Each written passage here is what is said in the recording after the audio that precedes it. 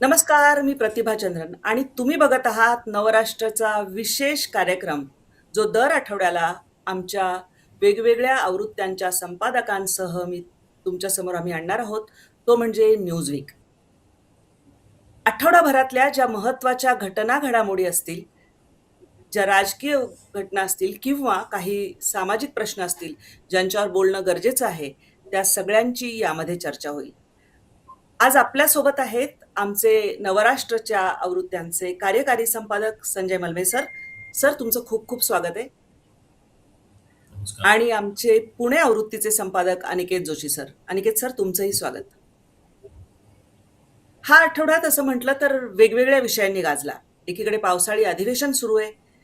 यावेळी पावसाने पहिल्याच पावसामध्ये ज्या पद्धतीचा फज्जा उडाला एकंदर सगळ्या सोयी सुविधांचा, त्यावरही चर्चा झाली आणि अर्थात त्याचे पडसाद जे आहेत ते आपल्याला पावसाळी अधिवेशनामध्ये सुद्धा उमटलेले दिसले. आणखी एक महत्वाचा मुद्दा म्हणजे उद्धव ठाकरे यांच्या उरल्या सुरल्या सेनेतले नेते सुद्धा युतीच्या वाटेवर लागलेले आहेत आणि त्यामुळे त्यांचं नेमकं काय भवितव्य असणार आहे हा एक भाग आहे. कारण उद्धव ठाकरेंच्या सेनेमध्ये आता नेमकं कोण कसं उरणार हा सुद्धा एक महत्वाचा मुद्दा आहे.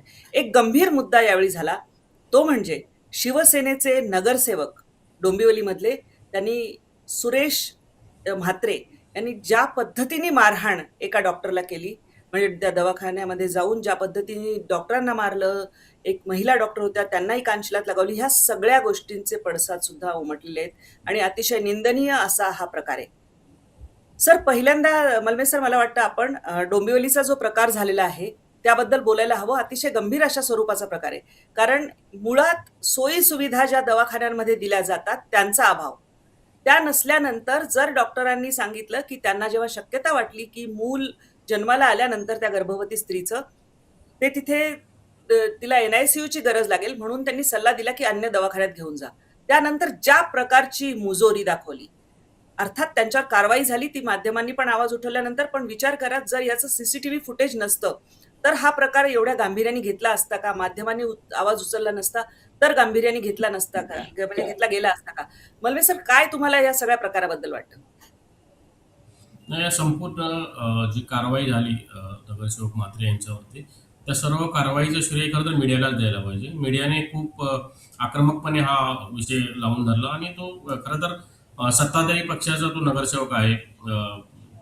राज्यामध्ये सत्ता आहे, महापालिकेत सत्ता आहे आणि स्वतः ते शिंदे यांच्या गटाचे असल्यामुळे आणि स्वतः शिंदे नगरविकास मंत्री असतील किंवा उपमुख्यमंत्री असतील किंवा इतर खाते त्यांच्याकडे आहेत. एकंदरीत पाहता संपूर्ण यंत्रणेवर त्यांचा दबाव असणं स्वाभाविक आहे. अशा परिस्थितीत त्यांना खरं तर अभय मिळालं असतं, पण माध्यमाने हे प्रकरण खूप गांभीर्याने उचलून घेतलं आणि घटनाही तशीच होती की डॉक्टरांना मारहाण करणं किंवा इतर जे कर्मचारी आहेत त्यांना मारहाण करणं हे चुकीचं. तुम्ही सत्तेत आहात, एका पदावर तुम्ही कार्यरत आहात आणि करत असताना तुम्हाला विवेक तुमचा जागृत पाहिजे. अशा पद्धतीने हल्ले करणे हे कुठेही संविधानात त्याला स्थान नाही. खरं तर तुम्ही मुळातच जर पाहिलं तर त्या सर्व डॉक्टरांनी किंवा कर्मचाऱ्यांनी त्यांना पदमुक्त करावं, नगरसेवक म्हणून त्यांना त्यांचे हकालपट्टे करावे यासाठी आंदोलन सुरू केलेलं आहे. खरं तर अशा व्यक्तींना म्हणजे पदावर राहण्याचा अधिकारच नाही. खरं तर हे तशी कायद्यात आणि ह्याच्यात तरतूद करायलाच हवी. कारण लोकप्रतिनिधींनी जर अशा प्रकारचे घटनांना जर प्रोत्साहन द्यायला सुरुवात केली, स्वतः त्या घटनेत सहभागी होऊ लागले, तर बाकीचे लोकही त्याच पद्धतीने कार्यकर्ते अशा प्रकारे हॉस्पिटल असेल किंवा इतर कुठल्याही संस्था असतील त्या संस्थांना अधिकार अशाच पद्धतीने मारहाण करू लागतील आणि एकंदरीत तो संपूर्ण कायद्याचा प्रश्न निर्माण होऊ शकतो. त्यासाठी आणि या सर्व झालेल्या कारवाईचं खरं तर समर्थनच करायला हवं. पोलीस ज्याप्रमाणे अजूनही पोलिसांवर तर दबाव दिसतो असं चित्र आहे. कारण ज्याप्रमाणे त्यांना अटक करण्यात आली, नंतर हॉस्पिटलमध्ये त्यांना दाखल करण्यात आलं, कोर्टाने थोडे दट्ट्या दिल्यानंतर परत ते त्यांना डिस्चार्ज आज दिलेला आहे आणि त्यांना न्यायालयात हजर केलं जाणार आहे. म्हणजे या सगळ्या गोष्टी आहेत. मुळातच ह्या सर्व प्रकरणाचं खरं तर सगळं निंदनीय आणि निषेधार्हच आहे हे प्रकरण. अगदी बरोबर आहे. अनिकेत सर, याच्यामध्ये मला एक विचारायचं आहे की शिंदेचं राजकारण तुम्ही अगदी जवळून पाहिलेलं आहे. त्यांच्या पक्षाचे हे नगरसेवक आहेत आणि त्यांचे मुलगा खासदार असलेले डॉक्टर श्रीकांत शिंदे हे स्वतः सुद्धा डॉक्टर आहेत. अशा वेळी एक संधी आहे त्यांना की ज्या पद्धतीची मुजोरी करणारे नेते आहेत त्यांना जर त्यांनी पक्षातून हकालपट्टी केली, कायदेशीर कारवाई आपल्या जागी होत राहील, तर एक चांगला संदेश जाऊ शकतो. तुम्हाला वाटतं की अशा प्रकारची कारवाई राजकीय पक्ष करतील? खरं म्हणजे जनतेची भावना अशीच आहे की त्याच्यावर कडकातली कडक कारवाई आणि त्याला कठोर शिक्षा व्हायला पाहिजे. पण तसं होईल अशी आत्ताची परिस्थिती नाही. ज्या पद्धतीनं त्याला अटक केल्यानंतर लगेच त्याला तो हॉस्पिटलमध्ये दाखल झाला. खरं तर त्याला त्याच हॉस्पिटलमध्ये दाखल करून ठेवायला पाहिजे होतं आणि त्याच डॉक्टरना सांगायला पाहिजे होतं की ह्याच्यावर ट्रीटमेंट करा. म्हणजे त्याला थोडी तरी शिक्षा कदाचित झाली असती. लोकांची भावना तीव्र आहे, म्हणजे लोकांच्यामध्ये संताप आहे या गोष्टीवरती. आणि विशेषतः कल्याण डोंबिवलीमध्ये अनेक वर्ष शिवसेनेचं राज्य आहे, शिवसेनेची सत्ता आहे. पण त्या ठिकाणी एक चांगल्या सुविधा असलेलं हॉस्पिटल, शास्त्रीनगर हा खरं खूप मोठा भाग आहे. म्हणजे डोंबिवलीचा पूर्व भाग आणि पश्चिम भाग, तर त्याच्यामध्ये पूर्व भागाकडे हे सगळं शास्त्रीनगर वगैरे भाग आहे. त्या ठिकाणी मोठी वस्ती आहे आणि पहिल्यापासून म्हणजे अनेक वर्ष लोक डोंबिवलीला जे जातात ते डोंबिवली पूर्व भागात राहत आहेत. तर तिथे मोठ्या हॉस्पिटलची गरज होती. महापालिका तिथली श्रीमंत आहे, म्हणजे त्या ठिकाणी मोठी इंडस्ट्रियल इस्टेट आहे, त्यांना बरेच कर वगैरे मिळत असतात. पण हे सगळे पैसे हे नागरी सुविधा देण्यासाठी न वापरता अन्य गोष्टींसाठी वापरले जातात. सुशोभीकरणच्या नावाखाली फालतू खर्च केले जातात. हे सगळ्याच महापालिकेत आहे, ते दुखणं तिथे पण आहे. आणि त्या तुम्ही जसं मगाशी म्हणालात तसं तिथे जी मुलगी बाळंतपणासाठी दाखल होणार होती, तिचा बाळ अडलेलं होतं, त्याच्या गळ्याभोवत तो जो ह्याचा असतो पास असतो तो लागलेला होता. त्यामुळे ती क्रिटिकल अशा प्रकारची केस होती आणि त्याची सुविधा त्याला पुढची निओनाटल ट्रीटमेंट ज्या त्या बाळाला द्यायला पाहिजे होती, ती सुविधा त्या हॉस्पिटलमध्ये उपलब्ध होती, भरलेलं होतं. त्यांच्याकडे आहे सुविधा, पण ते वॉर्ड भरलेलं होतं. तर अन्यत्र कुठे जागा आहे का यासाठी त्या बाई फोन करत होते डॉक्टर. म्हणजे ह्याच्याच पेशंटसाठी फोन चाललेला असताना यांनी त्या म्हात्रेंनी आणि त्याचे गुंड नातेवाईक जे होते त्या बाईचे, त्यांनी त्या डॉक्टरांच्यावरती हल्ला केला. अतिशय निंदनीय घटना आहे. त्यांना कठोर शासन व्हायला पाहिजे. पण पोलिसांनी जी कलमं लावली आहेत ती अद्याप आपल्या समोर आलेली नाही आहेत. ती कलमं अशी काहीतरी सरकारी कामात अडथळा वगैरे टाईपची किरकोळ कलमं असतील, त्याला बेल मिळू शकेल. आता न्यायालयाने याच्यात कठोर भूमिका घेतलेली आहे की त्याला प्रत्यक्ष हजर करा. तो काय सांगतो आजारी आहे वगैरे, ऍडमिट आहे वगैरे, त्यामुळे त्याला आता सोडलंय त्या हॉस्पिटलमध्ये. त्यामुळे ह्याच्यात हे प्रकरण पुढे जाईल. पण हे शिंदे सेनेला, शिंदेच्या शिवसेनेला आणि त्याचबरोबर फडणवीसांच्या सरकारला हे अतिशय जड जाणारं प्रकरण आहे. जनमानसामध्ये या सरकारची प्रतिमा आणखीन खालावण्याच्या ज्या घटना घडत आहेत, त्याच्यामध्ये पहिल्यांदा मिसिंग लिंक वरती एवढी मोठी दरड कोसळणं आणि तिथलं वाहतूक बंद करावी लागणं. अर्थात मुंबई पुणे वाहतूक ही तिन्ही मार्गावरची, रेल्वेची आणि सर्व रस्त्यांवरची बंद पडली. पण मिसिंग लिंकच्या बाबतीमध्ये असं होणं आणि त्या उद्घाटनानंतर लोकांमध्ये उत्साह त्या मिसिंग लिंक विषयी किंवा कनेक्टिंग लिंक त्याला मुख्यमंत्री म्हणाले असतं, तो अतिशय इंजिनिअरिंग मार्व्हल असलेली गोष्ट. पण त्याच्यामध्ये अशा प्रकारे घटना व्हावी हा एक सरकारच्या वरती लोकांचा रोष निर्माण व्हावा अशा प्रकारची घटना होती. दुसरी घटना पाठोपाठ ही शिंदेच्या शिवसेनेमध्ये घडली. तसं म्हटलं तर या कनेक्टिंग लिंक मध्ये पण शिंदेचंच काम आहे. शिंदेंनी पुढाकार घेऊन त्या मिसिंग लिंकचा आग्रह धरलेला होता 2 सरकारमध्ये, तेव्हा ते झालं नव्हतं. यांच्या फडणवीसांच्या काळात ते काम पुढे गेलं आणि मार्गी लागलं आणि पूर्ण झालं. आता त्याच्यामध्ये लोकांच्या मध्ये ज्या शंका आहेत, कुशंका आहेत, त्या सगळ्याला ह्याच्यातून वाव मिळतोय आणि हे शेवटी फडणवीस सरकारला जड जाणारं असं हे प्रकरण तयार झालेलं आहे असं मला वाटतं. सर बरोबर आहे. म्हणजे अनिकेत सर आपल्या दवाखान्याच्या विषयावरनं जो आपण महत्वाचा विषय घेणार होतो कनेक्टिंग लिंकचा, जी आधी मिसिंग लिंक होती ती एकदा तयार होऊन तिच्यावरून वाहनांचे येणं जाणं सुरू झाल्यानंतर ती कनेक्टिंग लिंक झाली. तर मलबे सर, या लिंकच्या संदर्भामध्ये महत्वाचा मुद्दा असा आहे की ते इंजिनिअरिंग मार्वल आहे याबद्दल शंकाच नाही. पण ज्या पद्धतीने नंतर तो सगळा मुद्दा विधानसभेमध्ये गाजला, एकतर ही कॉन्ट्रोव्हर्सीमध्ये कशी वेगवेगळ्या अर्थाने आली. मी पण त्यावरनं प्रवास केला, अनिकेत सरांनी केलाय आणि अतिशय सुरेख असं ते दोन्ही टनेल्स आहेत. पण ती करावी की नाही याबद्दलची आधीच्या सरकारची भूमिका होती. नंतर ती आग्रहाने या सरकारने केली आणि ज्यांनी ज्यांनी प्रवास केला त्यांना ते अर्थातच इंजिनिअरिंग मार्वल आहे याबद्दल शंका नाही. पण पहिल्या पावसामध्ये ज्या पद्धतीची दानादान उडाली त्यानंतर जे राजकारण झालं त्याबद्दल मलमे सर तुम्हाला काय वाटतं? कारण जेव्हा एखाद्या अशी घटना होते, ती अधिवेशनाच्या तोंडावर होते, लोकांचा उत्साह असतो त्यानंतर तिथे दरड कोसळते. तुम्ही काय सांगाल? नाही, आपण पाहिलं तर खरं तर मुंबई पुणे असेल किंवा महाराष्ट्राच्या एकूणच विकासाच्या बाबतीत जर आपण खूप अगोदर म्हणजे पाठीमागे गेलो आपण 20, 30, 40, 50 वर्षाच्या मागे, ज्या पद्धतीने विकास व्हायला पाहिजे तो झाला नाही हे आपल्या सर्वांनाच मान्य करावं लागेल. कारण जर आपण एकतर महाराष्ट्र खूप प्रगत राज्य म्हणून देशात गणलं जात होतं. महाराष्ट्राची आर्थिक परिस्थिती खूप चांगली होती. सरप्लस म्हणजे सुरुवातीला बजेट असायचं. हे सगळ्या गोष्टी असतानाही जे एक राजकीय धाडस लागतं, जे सगळे असे मोठे निर्णय घेण्यास किंवा मोठे प्रोजेक्ट बाबत मोठी गुंतवणूक करण्याचं, ते त्याचा निर्णय घेताना सरकार, काँग्रेसमध्ये जे काही मुख्यमंत्री असतील अगोदरचे, ते थोडे धाडस करताना दिसत नव्हते. दरम्यानच्या काळामध्ये 2014 मध्ये देवेंद्र फडणवीस यांचं नेतृत्वाखाली भाजपचं सरकार आलं. त्यानंतर जे पायाभूत विकासासंदर्भातले मोठे मोठे निर्णय झाले, मोठे मोठे प्रोजेक्ट हाती घेतले. म्हणजे तुम्हाला मी सांगेन की 2005 साली मुंबईतील मेट्रो संदर्भात 5 किंवा 6 साली असेल की भूमिपूजन झालं. मुंबईतल्या 3 मेट्रो संदर्भातलं भूमिपूजन झालं होतं. मनमोहन सिंग त्यावेळी पंतप्रधान होते आणि षण्मुखानंद सभागृहामध्ये त्याचा एक तो सर्व उद्घाटनाचा कार्यक्रम पार पडला. मी स्वतः त्या कार्यक्रमात होतो. पण त्या काळामध्ये अंधेरी आणि घाटकोपरचे मेट्रो वगळता, म्हणजे वर्सोवा आणि घाटकोपरचे मेट्रो वगळता इतर मेट्रोना ती गती मिळालीच नाही. ज्या वेगाने ते काम व्हायला पाहिजे होतं किंवा त्याला एक टाइम लिमिट त्याचं टाइम लिमिटमध्ये ते काम झालं नाही. तर दरम्यानच्या काळात जेव्हा मुख्यमंत्री म्हणून फडणवीस आले आणि त्यांनी खूप सर्व या पायाभूत सुविधांच्या जे प्रोजेक्ट आहेत त्यांना गती दिली, मोठे मोठे प्रोजेक्ट पूर्ण केले.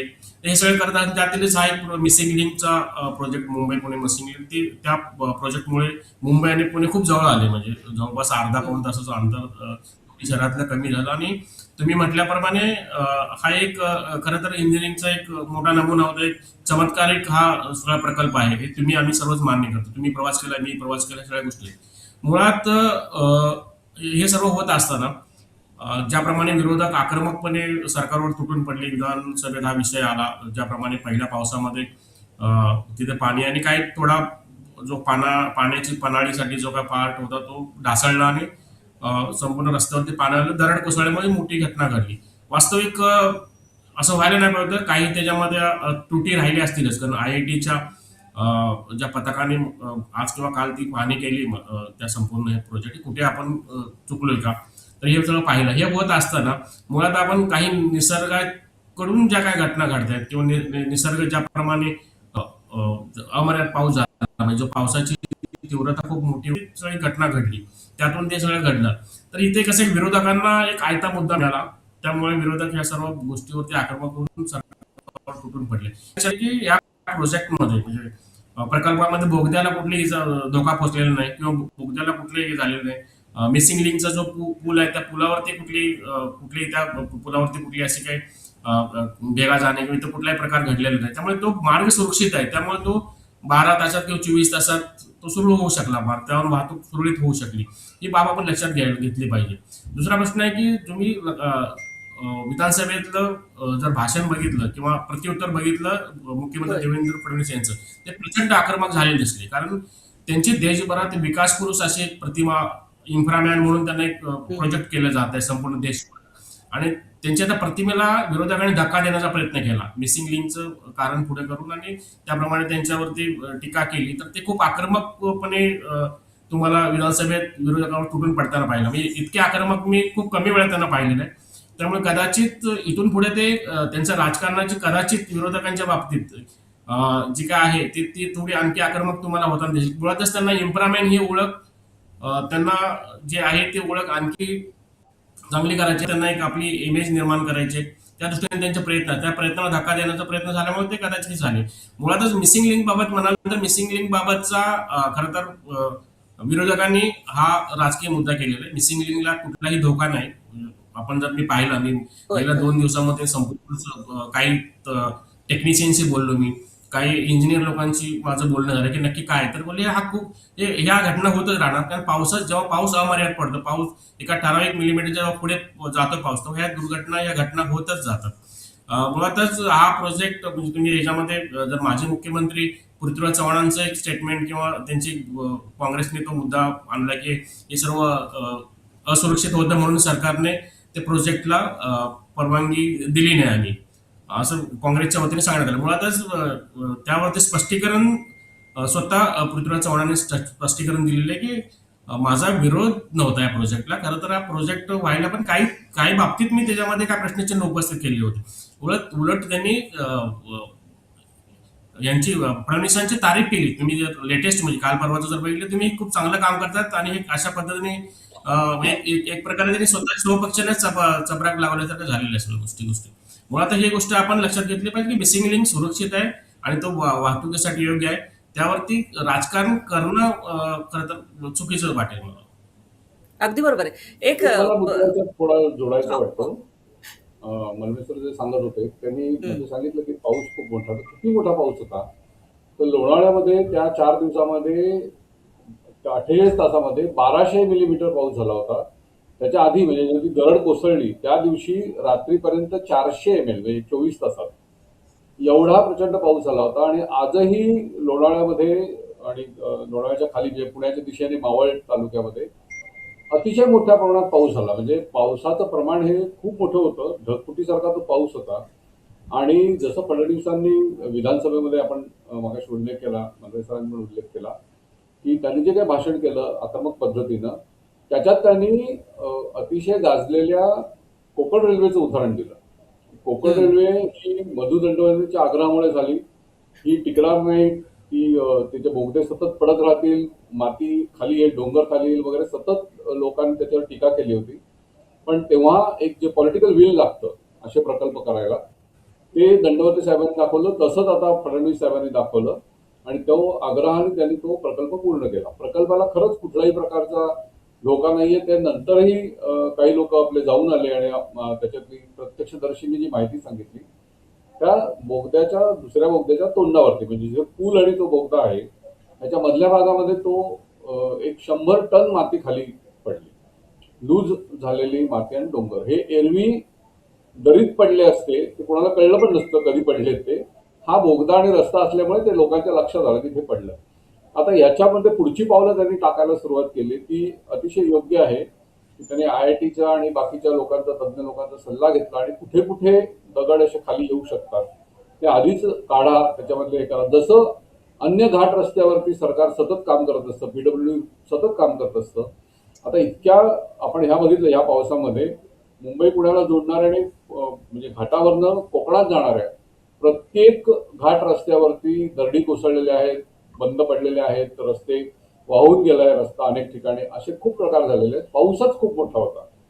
त्यामुळे एक दोष पावसाचा आहे, दुसरा दोष कदाचित त्या बोगद्याच्या डोक्यावरती असलेले दगड सैल झालेत किंवा काय हे लक्षात न येण्याचा मानवी चुकीचा असू शकेल, पण तो दोष कमी वाटतो. आणि विरोधकांनी ह्याच्यात राजकारण करण्याची संधी घेतली तर उघडच आहे. आणि तसं कुठलाही विरोधी पक्षाचं हेच काम असतं, संधी शोधणं. तर त्यांना हे आयती निसर्गाने एक संधी दिली. पण त्यांनी ज्या पद्धतीनं नैसर्गिक आपत्तीचा राजकारणाशी संबंध लावला ते थोडंसं अति केलेलं होतं. म्हणून फडणवीसांनी त्यांना त्याच भाषेत उत्तर दिलं असं मला वाटतं. सर अगदी बरोबर. तुम्ही विरोधकांनी संधी शोधणं हे म्हणले. आपण 3 प्रकार ज्यांच्याबद्दल प्रामुख्याने चर्चा करणार आहोत. आपण अर्थातच उद्धव ठाकरे यांचं रामरक्षा आंदोलन त्याच्याकडे पण येणार आहोत. तर डोंबिवलीतला जो प्रकार घडला त्यानंतर आदित्य ठाकरे हे त्या नगरसेवकाबद्दल बोलले.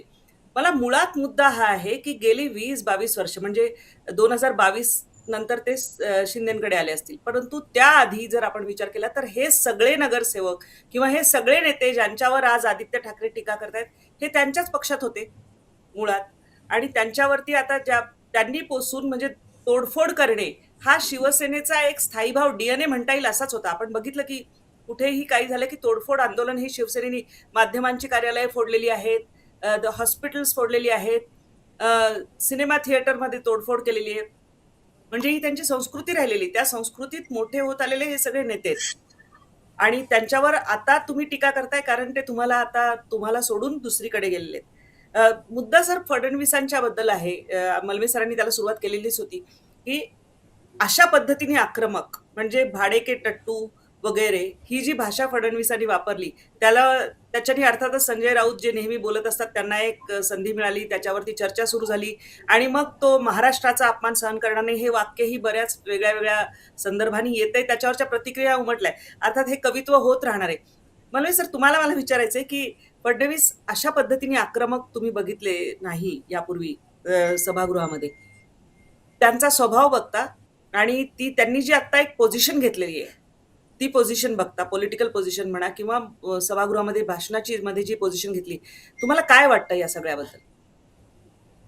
आणि कसं माहिती आहे की तुम्हाला म्हटल्याप्रमाणे मी देवेंद्र फडणवीसांची एक ओळख निर्माण झाली इम्प्राम्या आणि त्यांना ओळख ती कायम ठेवायची आणि त्यांना काम खूप चांगलं करायचं आणि त्यांनी काम केले. लोक तुम्ही किती म्हटलं राजकारण ठीक आहे, पण लोक विकासाकडे आकृष्ट होतात. हे आतापर्यंतचा जर एकूण भाजपला मिळालेली मतं, भाजपचं ज्याप्रमाणे सत्ता आली प्रचंड बहुमताने, तर आपण विकासाकडे लोकांनी मतदान केलं हे मान्य करावं लागेल. आणि जे काही राजकारण असतं म्हणजे धार्मिक असेल किंवा जातीय राजकारण असेल त्याला एक मर्यादा आहे.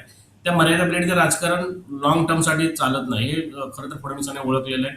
त्यामुळे ते त्यांचा नेहमी म्हणजे मुंबईचा विकास तुम्ही जर पाहिलं तर मुंबईत आम्ही 50 वर्ष मुंबईत राहतोय ते मुंबईचा विकास पाहिला तर आणि मागील 10 वर्षातलं 40 वर्षातलं आणि मागील 10-12 वर्षातला विकास खूप प्रचंड विकास मुंबईत होतोय. प्रचंड वेगाने कामे होतात. अर्थात हे कामं होत असताना किंवा कामे करत असताना आपल्याला दर्जा टिकवावा लागेल, यावर त्यांना खरं तर काम करावं लागेल.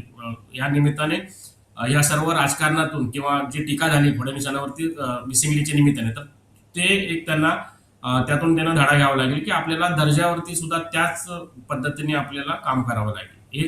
त्यांना खरं तर यातून धडा घेण्यासारखं आहे. या गोष्टी आपण हे आपल्याला मान्यच करावं लागेल आणि ते स्वतःही मान्य करतील की आता माझ्या काय चुका काय उणीव असतात तर सुधारून आणखी पुढे वेगाने जाईल.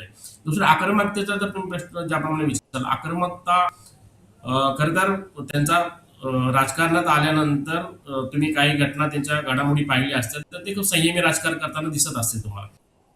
पण ते स्वभाव तितकाच आक्रमक आहे. म्हणजे ते खाजगीमध्ये बोलत असताना ते खूप आक्रमकपणे आपली भूमिका मांडतात किंवा बोलत असताना ते सांगत असतात.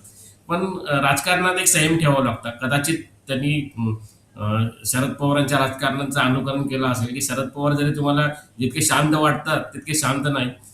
शरद पवार राजकारणात खूप संयम आणि शांत तुम्हाला दिसत असतील, पण जेव्हा ते घरात असतील किंवा आपल्या आप्तसैनिकांच्या बरोबर असतील त्यावेळी ते शरद पवार वेगळे असतात. असे 2 शरद पवार आम्ही पाहिलेले आहेत. आणि तीच भूमिका फडणवीसांविषयी तुम्ही सांगेन की फडणवीस तितकेच आक्रमक आहे. फक्त राजकारणामध्ये संयम ठेवून लोकांपुढे त्याचं एक प्रदर्शन मांडायचं नसतं, कारण लोकांची सहानुभूती गमवायची नसते. बऱ्याच काही गोष्टी राजकारणामध्ये असतात ज्यांना ते माहिती आहे, तेच हे राजकारणात यशस्वी होतात. की शरद पवार गेली 60-70 वर्ष राजकारणामध्ये त्याच पद्धतीने ते आजही ठाम आहेत. कारण का लोकांच्या जी काय भावना असते की राजकारणी कसा असावा हे ते एक प्रदर्शन ते मांडत असतात. तेच पद्धत आहे. तुम्ही आता आपण म्हात्र्याचं उदाहरण घेतलं, म्हात्र्यांवरती आपण प्रचंड टीका करतो नगरसेवक जे त्यांच्यावरती, कारण राजकारणात वागायची पद्धत नाही ना. तुम्हाला संयमाने सगळे प्रश्न हाताळावे लागतात. त्याप्रमाणे ते पण आता तुम्ही परवाचं जर भाषण बघितलं किंवा जे काही प्रत्युत्तर त्यांनी विधानसभेत दिलं तर थोडे फडणवीस आक्रमक होताना दिसले तुम्हाला. कदाचित तो त्यांना त्यांच्या एकूण त्या सगळ्या कार्यपद्धतीला ठेस लागली असेल. विरोधकांनी ज्या पद्धतीने मिसिंग लिंकच्या निमित्ताने त्यांना एकदम म्हणजे आक्रमकपणे टार्गेट केलं तर ते टार्गेट त्यांना जिव्हारी लागल्यामुळे ते आक्रमक झालेले दिसले. पण कदाचित तुम्हाला पुढे म्हणजे अजून त्यांना बरंच राजकारण करायचं आहे, बरेच त्यांच्या पुढे म्हणजे फार केंद्रापर्यंत त्यांची मदत जाणार आहे, सगळं आपल्याला माहितीच आहे, कारण त्यांच्याकडे प्रचंड मोठा अनुभव आहे या सगळ्या गोष्टी. तर ते तुम्हाला तसे आक्रमक दिसणार नाहीत, पण कदाचित फक्त त्या एका घटनेपुरतच तुम्ही ती आक्रमकता ठेवा की पुढे तुम्हाला भविष्यात तितके ते आक्रमक राजकारण करताना दिसणार नाही. अगदी बरोबर आहे. एकतर फडणवीसांचा स्वभाव असा आहे की ते पब्लिकमध्ये कधी जेव्हा बोलतात तेव्हा ते इतकं कॅल्क्युलेटेड त्यांचं बोलणं असतं की त्यांचं एखादं वाक्य पकडून त्याच्यावर वादंग करता यावं अशी संधी शक्यतो ते कोणाला देत नाहीत. यावेळी त्यांनी ते दिलेलं आहे, त्याचे उत्तर येतच आहे. अर्थात त्यांनी ती एक ज्याला म्हणता येईल ना विचारपूर्वक घेतलेला सुद्धा निर्णय असू शकतो. उद्धव ठाकरेंकडे मला यायचं आहे. उद्धव ठाकरेंच्या बद्दल जर आपण बघायचं झालं तर सगळ्यात महत्वाचं म्हणजे सचिन अहिर जेव्हा थेट त्यांचा पक्ष सोडून सभापती पदाचा अर्ज भरून शिंदेच्या, खरं तसं तांत्रिकदृष्ट्या बघितलं तर शिवसेनेतून शिवसेनेकडे असंच, कारण ते ज्या चिन्हावर त्यावेळी आलेले आहेत त्याच चिन्हाचे ते आहेत. पण दुसरा मुद्दा असा आहे की त्यानंतर उद्धव ठाकरे यांनी ज्या पद्धतीने सुरू केलं, एक तर देवेंद्र फडणवीस टार्गेट आहे, म्हणजे ऑपरेशन टायगर नाही, ऑपरेशन फडणवीस आहे असं सांगायचा प्रयत्न सुरू झाला. त्यानंतर पुन्हा की त्यांना केंद्रात पाठवायचं चाललंय अशा काही गोष्टी, आणि आता रामरक्षा स्तोत्र. हे सगळं उद्धव ठाकरे नेमकं करतायत काय, अनिकेत सर? नाही, उद्धव ठाकरे कन्फ्यूज नेते वाटतात मला आता. ते त्यांना फोकस काय करावं हा थोडा प्रश्न आहे. त्यांनी ऑपरेशन टायगरच्या जे ऑपरेशन देवेंद्र असं जे म्हटलं ते भाजप अंतर्गत त्यांना काहीतरी धोका आहे किंवा एकनाथ शिंदेपासून फडणवीसांना धोका आहे आणि तो भाजपचे वरिष्ठ नेते तयार करतात असं एक परसेप्शन त्यांना तयार करायचं होतं. पण ते खरं नाहीये. हे सर्वसामान्य लोकांना देखील पटणारं ही गोष्ट नाहीये. दुसरं, त्यांनी रामरक्षा आंदोलन करण्याचा प्रयत्न केला. त्यांच्या सरकारच्या काळामध्ये राणा दाम्पत्य जे आहे, रवी राणा आणि नवनीत राणे. खासदार राणा, त्या दोघांनी मिळून ठाकरेंच्या घरासमोर मातोश्री परिसरामध्ये हनुमान हनुमान चालीसा चालीसा.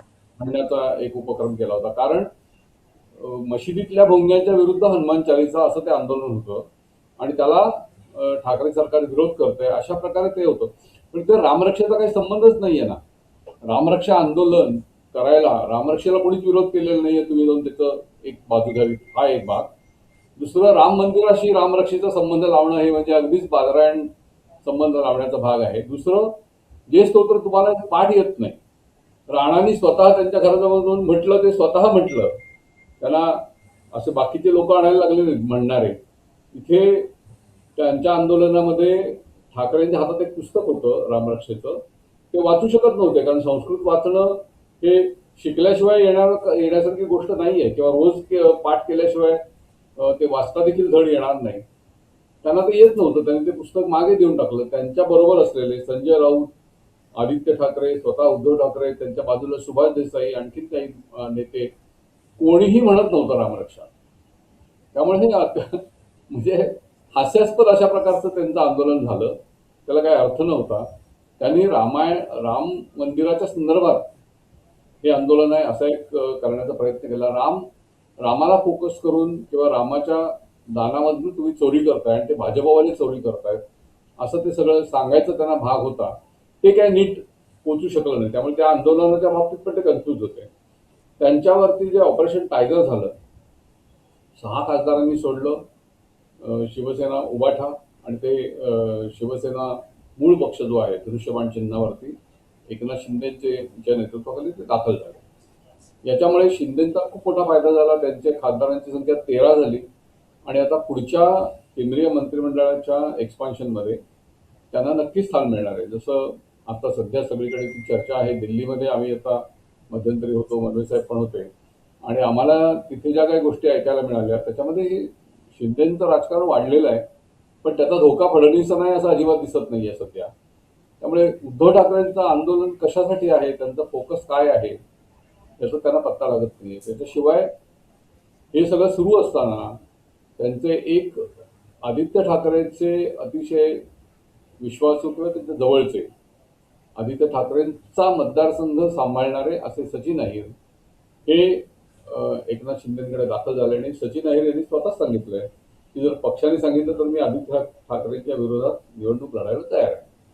त्यामुळे आता ठाकरेंच्या बाबतीमध्ये पायाड हसण्याची जी काही प्रक्रिया विविध प्रकारे सुरू आहे त्याच्यामध्ये हा एक मोठा हादरा आहे. पुढच्या टप्प्यात त्यांचे नगरसेवक सोडून जातील, त्यांचे काही आमदार जातील असं शक्यता दिसते. त्यामुळे आधी त्यांना रामरक्षेचा फायदा घेऊन स्वतःचं घर सांभाळण्याची आवश्यकता आहे, स्वतःचा पक्ष उभा करण्याची गरज आहे. आजही लोकांचं शिवसेनेत उबाठामधल्या ज्या लोकांचं म्हणणं आहे, सेना उबाठामधल्या, की आजही उद्धव ठाकरे किंवा आदित्य ठाकरे हे लोकांना, कार्यकर्त्यांना तशा प्रकारे अवेलेबल नाही जसे शरद पवार स्वतः आजही फोनवरती 24 तास कुठल्याही कार्यकर्त्याला उपलब्ध असतात. एकनाथ शिंदे स्वतः जाऊन लोकांना भेटतात किंवा लोकांमध्ये असतात 10-12 तास. तशा प्रकारे ठाकरे कुटुंबापैकी कोणीही जनतेसोबत नाहीये. अशा वातावरणामध्ये त्यांनी आंदोलन जे करायला पाहिजे ते स्वतःचा पक्ष सावरण्यासाठी, वाढवण्यासाठी काही पावलं टाकणं, लोकांना धीर देणं, उभं करणं, हे काय होताना दिसत नाहीये. त्यामुळे त्यांचं राजकारण काय आहे, त्यांना कुठल्या दिशेने घेऊन जायचंय पक्ष, हे स्पष्ट होत नाही. मल्लवे सर, खरं तर तुम्ही मला पण मी म्हणजे हो, बोला बोला. नाही, मी उद्धव ठाकरेंविषयीच सरांनी होय. सांगितल्याप्रमाणे आपण मी त्या मुद्द्यावरती येतो. खरं तर 2017 की 18 साली मी एक आर्टिकल लिहिलं होतं की गोंधळलेले सेनापती, आता ते कन्फ्युज बनले आता सध्या त्यांना उद्धव ठाकरे, पण ते 2017-18 पासून ही त्यांची वाटचाल चालू आहे की ते खूप गोंधळलेले आहेत. म्हणजे माझ्या लेखाचं शीर्षकच होतं गोंधळलेले सेनापती. आणि तो लेख प्रचंड व्हायरल झाला. खूप नेत्यांचे फोन आले, शिवसैनिकांची भावना होती ते आपण मांडण्याचा प्रयत्न केला. वास्तविक आपण उद्धव ठाकरेंविषयी जर आपण म्हणले की आपण ते राजकारणी नाहीत असं लोक म्हणतायत की त्यांना राजकारणी एक हाडाचा राजकारणी लागतो, ते त्यांच्या नाही, ते कलाकार म्हणून आहेत. त्यामुळे राजकारणाचे डावपेच त्यांना कळत नाहीत. म्हणजे स्पष्टपणे म्हणेन की त्यांना ज्या पद्धतीने राजकारण, सरळ मार्गे राजकारण करण्याचा आतापर्यंत बाळासाहेब ठाकरेंचा खरं तर शिरस्ता होता. बाळासाहेब ठाकरे उघडपणे भूमिका घ्या तर उघडपणे आपल्या भूमिका मांडत असतात. उद्धव ठाकरेंच्या बाबतीत तसं होताना दिसत नाही. उद्धव ठाकरेंची जेव्हा त्यांनी बाळासाहेबांचा उत्तराधिकारी म्हणून शिवसेनेची शिवसेने सत्ता म्हणजे सूत्रे हातात घेण्यास सुरुवात केली, त्यापासून ते गोंधळलेत. मग शिवसेनेचा जो आक्रमक चेहरा होता तो त्यांनी मवाळ करण्याचा प्रयत्न केला. मी मुंबईकरची एक त्यांनी थीम राबवली की सर्वच म्हणजे जिथं परप्रांतीयांच्या विरोधात शिवसेना आक्रमक होती सुरुवातीच्या काळात, तर त्या काळात त्या सर्व मुंबईकर जो मुंबईमध्ये जो काय राहणारा सर्व जाती धर्माचा असेल किंवा कुठल्याही प्रांताचा असेल तो माझा, अशा पद्धतीने मोहीम त्यांनी राबवून ते सर्व शिवसेनेचे जे आक्रमक स्वरूप होतं त्याला ते मवळा करण्याचा त्याने प्रयत्न केला. तिथून त्यांचा जो गोंधळ सुरू झाला तो आजता काय गोंधळ सुरू झाला. नेमकी आपण भूमिका काय घ्यावी यावर ते सतत आपली भूमिका बदलतात. तुम्ही ज्याप्रमाणे लोकसभा निवडणुकीत ते मोदींवरती टीका केली की मोदींवरती, तर ते एक मुस्लिम मतदार त्यांच्याकडे मोठ्या प्रमाणात आकृष्ट झाला, दलित मतदार आकृष्ट झाला आणि बऱ्यापैकी खासदार निवडून आले. त्यापैकी आता काही अर्धे शिंदेकडे शिवसेनेकडे गेले, तो भाग वेगळा. पण ह्या पद्धतीचे राजकारण ते पुढे करत आले. आता तुम्ही मध्येच त्यांनी रामरक्षेचा मध्येच हे केलं की हिंदुत्वाच्या भूमिकेपासून थोडे दूर जाताना ते सुरुवातीला दिसले, आता परत हिंदुत्वाकडे येताना दिसत आहेत. हा सर्व त्यांचा गोंधळ खरं तर संपूर्ण शिवसेनेची जी काय वाताहत होते म्हणजे उद्धव ठाकरे शिवसेनेची, तर त्याला त्यांचा हा गोंधळच कारणीभूत आहे. हे आपण म्हणजे तुम्हाला आम्हाला सर्वांनाच मान्य करावं लागेल. बरोबर. कारण ज्याप्रमाणे कार्यकर्ते नेते त्यांच्यासोबत राहायला पाहिजे, राहत नाहीत. कुठेतरी आपण चुकतोय हे मान्य करायला तयार नाहीत. मुळातच की एखादा राजकीय पक्ष आपण चालवत असतो त्यावेळी आणि लोकशाहीमध्ये सर्वांच्या ज्या म्हणणं आहे त्यांचा भूमिका आहे त्या भूमिका सन्मान करायचा असतो. म्हणजे पक्षातील असतो किंवा नेते असतील किंवा कार्यकर्ते असतील, तर त्यांच्या भावना भूमिका समजून घ्याव्या. हुकुमशाही पद्धतीने पक्ष चालवणं कधीच पक्ष लोकशाहीमध्ये पुढे जाताना दिसत नाही. बाळासाहेबांची गोष्टी वेगळी होती, बाळासाहेबांचे क्रेज होते, बाळासाहेबांच्याकडे बाळासाहेब आक्रमकपणे भाषण करत असेल पण बाळासाहेब तेवढेच मवाळ होते. म्हणजे कार्यकर्त्यांना आपल्या शिवसैनिकांना खूप आपुलकीने आत्मीयतेने त्यांची विचारपूस करत. स्वतः कधी म्हणजे माझ्याकडे आजही असे लोक आहेत की त्यांच्याकडे बाळासाहेबांनी हस्तलिखित पत्रात बाळासाहेबांची त्यांनी शिवसैनिकांना पाठवलेली, बाळासाहेब फोनवरती त्यांचे संवाद साधायचे.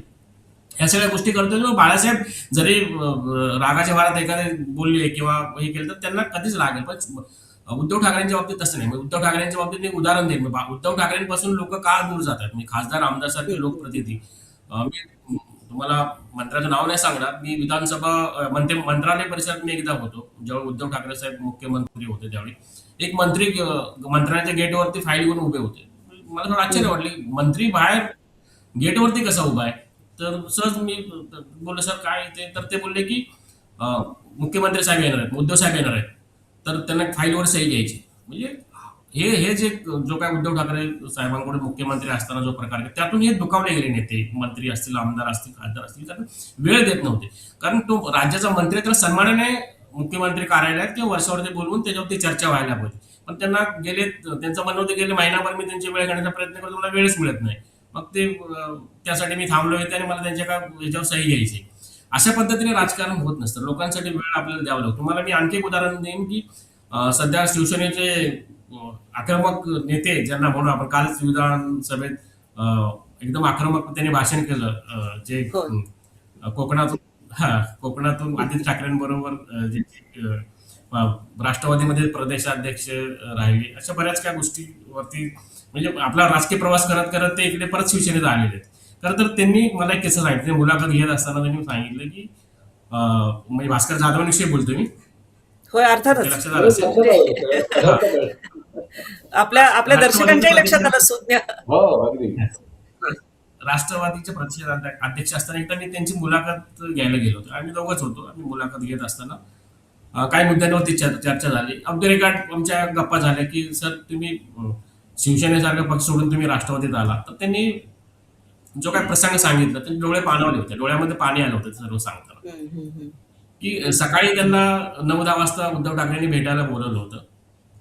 त्यानंतर 10, 11, 12, 1, 2, 3, 4 साहेब बसा, साहेब येतात असा बसा म्हणून रात्री 12 वाजता त्यांना सांगितलं साहेब आता भेटणार ना तुम्ही उद्या या. बापरे. हम्म. सकाळी 11 वाजता एक नेता भेटायला येतो, रात्री 12 वाजेपर्यंत मातोश्रीवर बसवून ठेवलं जातं, रात्री 12 वाजता सांगितलं जातं की तुम्ही आता उद्या भेटायला या, आज सर भेटू शकणार नाही. आणि हे सर सांगताना डोळ्यात पाणी आलं. त्यानंतरच त्यांनी शिवसेना सोडली, त्या घटनेनंतर आणि ते राष्ट्रवादीत वगैरे गेले. तर हा सर्व खरं तर या गोष्टी आहेत की लोक का सोडतायत ह्याचं उद्धव ठाकरे यांनी आत्मपरीक्षण करण्याची गरज आहे, आदित्य ठाकरे यांनी आत्मपरीक्षण करण्याची गरज आहे. मुळातच म्हणजे गोंधळलेला जो काय त्यांनी कन्फ्युज शब्द वापरला अगदी त्याविषयी अगदी मला थोडं गोंधळलेला बोलायचं होतं. तुमच्या गोंधळलेल्या सेनापतीवर सांगते सर की तुम्ही म्हणाल त्यांनी मध्ये अशी भूमिका घेतली की सर्वसमावेशक असावं असं, आणि पुन्हा जेव्हा म्हणजे लोकसभेचं निवडणूक, विधानसभेची निवडणूक आणि नंतर आलेली महापालिकेची निवडणूक, महापालिकेच्या निवडणुकीत अचानक पुन्हा त्यांना मराठी माणसाचा कळवळा आला आणि मग ते मराठी माणूस हा मुद्दा घेऊन गेले. बरं, सगळ्या ठिकाणी ह्या कोलांट्या उड्या जे मारतायत त्याच्यामध्ये जनतेने त्यांना नाकारलेलं आहे आणि जनतेपुढे तो अजेंडा चाललेला नाही, कारण वारंवार भूमिका बदलणं. आणखी एक गमतीची गोष्ट सर घडलेली अशी आहे की हे सगळं होत असताना आणखी एक झटका जो आहे तो बसणार वेगळ्या अर्थाने आहे, कारण संजय राऊत यांनी त्याचं सुतोवाच केले की एकनाथ शिंदेच्या तिथे जाऊन शरद पवारांची जी बैठक झाली त्याबद्दल संजय राऊत प्रचंड अस्वस्थ झालेले आहेत. ज्यांची तळी त्यांनी शिवसेनेमध्ये राहून सातत्याने उचलली ते शरद पवार काय करतील हा एक प्रश्न असणार आहे. आणि म्हणजे आघाडीचा धर्म, मग ह्या सगळ्या गोष्टी, आणि त्यांना शरद पवार गेल्याबद्दल नाराजी व्यक्त केली संजय राऊत. खरं म्हणजे त्यांनी शरद पवारांबद्दल नाराजी व्यक्त करणं हे सगळं काय आहे? पुढच्या सगळ्या राजकारणाची दिशा बदलती त्याचा रोग कळलेला आहे. शरद नक्कीच पवार. मी तुम्हाला नाही बोला बोला बोला. ना. मी बोलतो नंतर. नाही, मी तुम्हाला सांगेन त्या निमित्ताने की काहीतरी घडामोड घडते नक्की आहे. म्हणजे शरद पवारांच्या बाबतीत जर तुम्ही जर बोललो आपण विचार करायचं म्हटलं, शरद पवार नेहमी 2 दगडावर पाय ठेवून राजकारण करत आले. तुम्ही अगोदरही पाहिलं असेल तुम्ही. म्हणजे वाजपेयी सरकारच्या काळात ते कॅबिनेट दर्जाचे त्यांच्याकडे खातं दिलं होतं एक आपत्ती व्यवस्थापनाचं, त्यांना कॅबिनेटचा दर्जा दिलेला होता. ते सत्तेत पासून दूर राहू शकत नाही. ते शरद पवारचं आतापर्यंत तुम्ही जर पाहिलं तर सत्तेत सातत्याने राहणे हा त्यांचा हे राहिलेला आहे. त्याप्रमाणे आता ते सत्तेपासून दूर आहेत आणि पक्षाची अवस्था खूप म्हणजे कुठलेही भवितव्य नसेल अशी पक्षाची अवस्था झालेली आहे. पक्षातून त्यांचे काय 9 खासदार आहेत, त्यातूनही त्यांचा प्रेशर आहे की आपण सत्तेबरोबर जाऊया, कारण कामं होत नाहीत, निधी मिळत नाही, या सगळ्या गोष्टी वस्तुस्थिती आहे. शेवटी पुन्हा निवडून यायचं असेल आणि शेवटी नेतृत्व म्हणजे आपण जर शरद पवारांची विषय म्हणजे प्रकृतीच्या त्यांच्यावर मर्यादा आल्या असताना थोडा वेळ देता येत नाही, लोकांमध्ये जाता येत नाही किंवा फिरता येत नाही, तरी सर्व जे खासदार आहेत ते अस्वस्थ आहेत. त्यामुळे कुठेतरी शरद पवार यांच्यावरती प्रेशर आहे की आपल्याला काहीतरी निर्णय घ्यावा लागेल.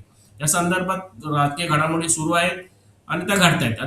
त्याच कडीचा एक भाग म्हणून ते एकनाथ शिंदेकडे गेले. काहीतरी त्यामागचं शरद पवार कधीच योगायोगाने जाणार नाही. शरद पवार खूप धोरणी आहे, राजकारणी तुम्ही आम्ही पाहतच आलेलो आहे. त्यामुळे त्यामागचं काहीतरी नक्की एक कारण आहे की त्यांनी कुठला संदेश देण्याचा प्रयत्न केला त्या भेटीच्या, काही असेल, काहीतरी आपली दिशा दाखवण्याचा प्रयत्न केला, काहीतरी घडलेलं आहे आणि ते एकनाथ शिंदेबरोबर गेलेले आहे. मुळात तेच हाच जो प्रसंग आहे किंवा ही घटना आहे, ही भेट आहे ती संजय राऊत यांना आवडलेली नाही. कारण संजय राऊत ज्याप्रमाणे शरद पवारांना खरं तर म्हणजे मी म्हणेल की शिवसेने जरी असले उद्धव ठाकरेंबरोबर तर ते राजकीय गुरु म्हणून शरद पवारांनाच मानतात. त्यांनी किती अनेकदा सांगितलेलं आहे की शरद पवारांच्या सल्ल्याने ते राजकारण करतात. या सगळ्या गोष्टी उघड आहेत. त्यामुळे शरद पवारांचं भाजप बरोबर किंवा महायुतीबरोबर जाणं किंवा शिंदेबरोबर जाणं हे नक्कीच त्यांना खटकलेलं आहे आणि त्यांना अस्वस्थ करणार आहे. विशेष म्हणजे ज्याप्रमाणे ते बोलले त्यांना अस्वस्थ करणार आहे की त्यांचं राजकीय भवितव्य काय हा मोठा प्रश्न पडलेला आहे. तर त्यांना माहिती आहे की आपण जरी शिवसेनेत असलो तरी एक डोक्यावर हात असावा लागतो एखादा मोठ्या नेत्याचा, तर डोक्यावर हात हा शरद पवारांचा आहे. त्यामुळे त्यांनी थोडे अस्वस्थ होऊन ते त्यांनी स्टेटमेंट केलेलं असंच दिसतं त्यातून. संजय राऊतांनी एक स्टेटमेंट मागे केलेलं होतं की शरद मी पवार जर मी जाणून थोडंसं घ्यायचे असतील तर जोडतो 100 याला. जन्म घ्यायला लागतील. हा अनिकेत सर, 100 जन्म आता राऊतांचा जन्म कितवा आहे का त्यांनाच कळले नाही की इतकं गृहीत धरून चालणार नाही या नेत्याला आपल्याला. राऊत अनेकदा भावनेच्या भरात बोलतात, बालिशपणे बोलतात. त्यांना काय आपण बोलतोय याचं कदाचित भान नसतं. पण शरद पवारांचं राजकारण आता आपण जर बघितलं, तुम्ही 78 पासून त्यांनी ज्या ज्या वेळेला पक्ष सोडले किंवा पुन्हा ते काँग्रेसकडे गेले किंवा पुन्हा बाहेर पडले किंवा पुन्हा काँग्रेसच्या युतीत गेले, या प्रत्येक वेळेला जसं मनवेजी म्हणाले तसं हा सत्तेकडचाच प्रवास त्यांचा राहिला. त्यांनी जनता दलाच्या देशात जेव्हा जनता दलाची राजवट होती तेव्हा वसंतदादांचं सरकार पाडलं आणि ते एक मोठा गट घेऊन सत्तेत सहभागी झाले, मुख्यमंत्री बनले. जेव्हा इंदिरा गांधींचं ची राजवट पुन्हा सुरू झाली तेव्हा त्यांना ते जमलं नाही. इंदिरा गांधींनी त्यांचं सरकार बरखास्त करून टाकलं. ते 2 वेळा विरोधी पक्षाच्या वतीनं त्यांनी निवडणुका लढवल्या, 80 आणि 85, आणि 86ला ते पुन्हा काँग्रेसमध्ये निघून गेले. म्हणजे त्यांनी विरोधी पक्षामध्ये राजकारण केलं. त्यांची आमदारांची संख्या कधीही 50 ते 60च्या पुढे जाऊ शकली नाही. तशीच गोष्ट बाळासाहेब ठाकरे, उद्धव ठाकरे यांची शिवसेनेची आहे. त्यांची संख्या आमदारांची ही कधीही 60-70च्या पुढे जाऊ शकली नाही. 70 एक शिवसेनेचे होते समजा. पण आता देखील म्हणजे जेव्हा 22 साली एकनाथ शिंदेनी त्यांचं सरकार पाडलं उद्धव ठाकरेंचं, तेव्हा त्यांच्याकडे 40 आमदार त्यांच्यासोबत गेले. त्याचे आता 54 वगैरे निवडून आलेले. म्हणजे शिवसेनेचा महाराष्ट्रातला मतदार आणि राष्ट्रवादी काँग्रेसचा महाराष्ट्रातला मतदार हे साधारण टक्केवारीने तेवढेच आहेत आणि त्यांची धाव किंवा त्यांची शक्ती, क्षमता ही 50च्या आसपास आमदार एवढीच राहिलेली आहे, तशीच राहणार आहे. दुसरं, शरद पवारांच्या बाबतीत एक निरीक्षण तुम्ही असं बघाल की त्यांचे जे आमदार आहेत किंवा जे खासदार निवडून आलेले आहेत ते स्वबळावर निवडून आलेले आहेत. त्यांची स्वतःच्या संस्था आहेत, त्यांचं त्या मतदारसंघात ताकद आहे. त्यांनी साखर कारखाने काढलेले आहेत, त्यांनी एज्युकेशन ट्रस्ट त्यांचे आहेत वगैरे, सूतगिरण्या आहेत. अशा प्रकारचं राजकारण, संस्था, त्याच्यातून पैसा आणि त्यातून राजकारण असं करणारे त्या त्या भागातले, ज्याला दादा मंडळी आपण म्हणू शकतो, असे लोक असे आता शरद पवारांच्या बरोबर आहेत आणि ते त्याच पद्धतीचं राजकारण करतात. त्यामुळे त्यांना सत्तेसोबत राहणं ही त्यांची एक व्यावहारिक गरज आहे. अनेक वर्षापासून तेच चालत आलेलं आहे. त्यामुळं यातला मोठा वर्ग आमदारांचा आणि खासदारांचा हा आज म्हणजे भारतीय जनता पक्षाच्या NDA मध्ये आपण सहभागी व्हावं, बाहेरून पाठिंबा द्यावा, अशा प्रकारच्या मताचा आहे. तसा आग्रह शरद पवारांकडे सगळे लोक धरत आहेत. त्यामुळे एकतर शरद पवार स्वतः त्यांच्यावर NDA वर जातील किंवा जिथे आता अजित पवारांच्या नेतृत्वाखालील जो पक्ष सुनेत्र काही चालवत आहेत त्या पक्षाबरोबर आपले खासदार आणि आमदार ते जोडतील. काही आमदार जाणार नाहीत, ते वेगळे राहण्याचा पसंत करतील, काही काँग्रेसबरोबर जायला बघतील. त्यामुळे असे मतप्रवाह त्यांच्यामध्ये आहेत आणि तो संघर्ष आता सुरू आहे. याचा शेवट काय होईल किंवा शरद पवार यात काय भूमिका घेतील, आता शरद पवारांचं वय आणि त्यांची एकूण प्रकृती लक्षात घेता त्यांना स्वतःला हे नक्की माहिती आहे की आपल्याकडे फार राजकारणामध्ये मोठी उडी मारण्याचा काळ कदाचित नाही आहे, याची त्यांना स्वतःला जाणीव नक्की असेल. त्यामुळे ते कदाचित आपल्या पुढच्या पिढ्यांचा भवितव्याचा विचार करत असतील, आपल्या सहकाऱ्यांच्या भवितव्याचा विचार करत असतील आणि त्या पद्धतीने ते निर्णय करतील. एकनाथ शिंदेच्याकडे ते जे गेले ते जसं मनमेजी म्हणाले त्याप्रमाणे एक संदेश देण्याचा त्यांचा एक जो प्रकार असतो, प्रत्येक कृतीतून किंवा बोलण्यातून ते काहीतरी सुचवत असतात.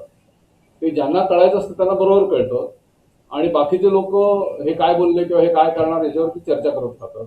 त्याच्यात त्यांना एक आनंद मिळतो किंवा एक गंमत वाटते. असं मी त्यांना इतके वर्ष बघतो, त्याच्यावर त्यांच्या बोलण्यातून हे जाणवतं. त्यांनी असं म्हटलेलं आहे त्यांच्या लोक माझे सांगाची पुस्तकामध्ये की मी थोडी गंमत केली आणि अमुक राजकारणामध्ये अशा प्रकारे एक घटना घडवल्या, असं त्यांनी म्हणून ठेवलेलं आहे. त्यामुळे त्यांना स्वतःलाही माहिती आहे त्यांचा स्वभाव आणि हे बघता, आणि त्यांना आपल्या लोकांच्या मर्यादा देखील माहिती आहेत.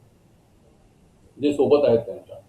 त्याच्यामुळे ते काहीतरी निर्णय आता या पुढच्या काळामध्ये लवकरच घेतील. कदाचित आपल्याला आता जे केंद्र सरकार जो प्रयत्न करतंय आणि त्यांना जी भरती मोठी विधेयकं, घटनादुरुस्ती विधेयकं आणायची आहेत, त्याला जो त्यांना पाठिंबा पाहिजे, तो पाठिंबा शरद पवारांच्या माध्यमातून किती प्रमाणात मिळेल असं काहीतरी गणित अमित शहा, मोदी यांचं चालू असेल. शरद पवारांच्याकडे वेगळ्या प्रकारे लोक जे भेटत आहेत त्यांना, एकनाथ शिंदे हे अमित शहाच्या अतिशय जवळचे आहेत आत्ताच्या एकूण राजकीय वातावरणामध्ये, आणि अमित शहाच्या राजकारणाला मदत करणं हे एक त्यांच्या पुढचं एक काम आहे असं आपण म्हणू शकतो. शरद पवारांशी त्यांनी काय चर्चा केली असेल वेगळी, की कदाचित या सगळ्या संदर्भात असेल. इकडे विनोद तावडे महाराष्ट्रामध्ये वेगळ्या प्रकारे कार्यरत झालेले आपल्याला दिसत आहेत. जेव्हा बिहारमध्ये सत्ता पालट झाला तेव्हा विनोद तावडे बिहारमध्ये होते, आणि त्यांच्याकडे दिल्लीमध्ये या सगळ्या खासदारांच्या उभाठाकडनं जे खासदार गेले त्या सगळ्या ह्याच्यामध्ये पण तावडे कुठेतरी होते चर्चांमध्ये, दिग्दर्शनामध्ये. आता ते महाराष्ट्रात येऊन खडसेंना भेटत आहेत. त्याच वेळेला पाठोपाठ शरद पवारांची आणि एकनाथ शिंदेची भेट होते. या सगळ्या राजकारणाच्या सूचक घटना आहेत. यांचा सगळ्याचा काय परिणाम होणार आहे, काय परिणिती होणार आहे ते आपल्याला कदाचित काही दिवसांनी कळेल. पण काहीतरी शिस्त आहे, काहीतरी धूर निघतोय हे आपल्याला दिसतंय. इथे मला अगदी मला बरोबर. एक सांगायचं मला सांगायचं की खरं तर शरद पवारांना राज्यात घेण्यासाठी देवेंद्र फडणवीस तितकेसे उत्सुक नसतील, म्हणजे त्यांना दिसत नाहीत, उत्सुक दिसत नाहीत. त्यामुळे केंद्रीय पातळीवरती ह्या सगळ्या घडामोडी सुरू आहेत, म्हणजे दिल्लीच्या पातळीवरती सगळ्या घडामोडी करत आहेत. कारण ते जोशी सर ज्याप्रमाणे म्हटले की वेगळी मोठी मोठी विधेयक त्यांना मंजूर करून घ्यायचे. 2/3 जो काही पाठिंबा खासदारांचा पाहिजे तो काही खासदार पातळीवरती शरद पवारांकडे जे 7 खासदार आहेत ते महत्वाचेच आहेत त्यांच्याकडे, ते खासदार त्यांच्याबरोबर असावेत असा एक तो त्यांचा प्रयत्न केंद्रीय भाजपच्या नेतृत्वाचा आहे. त्या माध्यमातूनच जे राष्ट्रीय नेते महाराष्ट्रातले आहेत विनोद तावडे यांच्याशी झालेले जयंत पाटील यांची भेट असेल, या सगळ्या गोष्टी त्या सर्व घडामोडींचाच भाग आहे. पण तुम्हाला मी ठामपणे सांगेन की पुढील काही दिवसांमध्ये मोठ्या घडामोडी झाली कदाचित. ज्याप्रमाणे अनिकेत जोशी सर म्हटले की राष्ट्रवादीच्या पवारसाहेबांच्या ज्या काही मर्यादा आल्यात आता, म्हणजे वयोमानानुसार, त्यामुळे त्यांना मोठी झेप घेणं किंवा मोठ्या प्रमाणावर राजकारण करणं आता ते शक्य होणार नाही.